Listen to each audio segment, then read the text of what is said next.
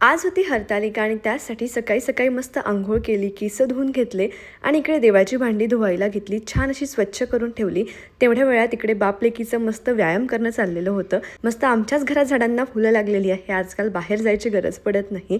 छोटंसं गार्डन आहे पण फुलं खूप सुंदर आहेत। त्यानंतर मी रांगोळी व्यवस्थित काढली की नाही हे परीक्षणाचं काम अनाथ चाललेलं होतं। त्यानंतर पूजेची सगळी मस्त तयारी करून घेतली। मी सुद्धा छान अशी साडी वगैरे घालून रेडी झाली, सगळ्या गोष्टी व्यवस्थित काढून घेतल्या आणि मग पूजेला सुरुवात केली।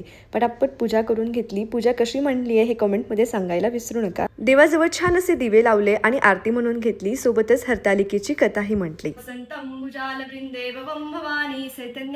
पूजा केल्यावर घरात असं वातावरण मस्त प्रसन्न वाटत होतं। फराळ करायचं होतं पण आज माझा उपवास होता म्हणून फक्त फ्रूट्स आणि ड्रायफ्रूट्स खाऊन फराळ केला। त्यानंतर मैत्रिणीला हळदी कुंकवाला बोलवलं होतं, तिला हळदी कुंकू दिलं आणि हेच गाडीत राहिलेलं काही सामान रोशन घेऊन आला होता आणि ते उचलायचा प्रयत्न अनायाचा चालला होता। तेवढ्यात संध्याकाळ झाली, मस्त असा चहा पिला। अनायासाठी इकडे राजगिऱ्याचा शिरा बनवला होता, थोडासा मी सुद्धा खाल्ला कारण उपवास होता आणि तो उपवासाला चालतो। संध्याकाळच्या वेळी मस्त दिवे लावले आणि परत आरती म्हणून घेतली। आता मम्मा जय बाप्पा करतायत तर मी कुठे मागे राहणार ना। त्यानंतर मला फराळ बनवायचं होतं संध्याकाळसाठी। एक टाइम गोड खाऊन उपवास केला पण संध्याकाळी थोडासा म्हटलं साबुदाण्याची खिचडी खाऊ म्हणून मग खिचडी बनवली, फराळ केला आणि एक पार्सल आलं होतं ते ओपन करून बघितला, हा ड्रेस घालून बघितला। याची लिंक हवी असेल तर खाली कमेंट करा। Bye bye.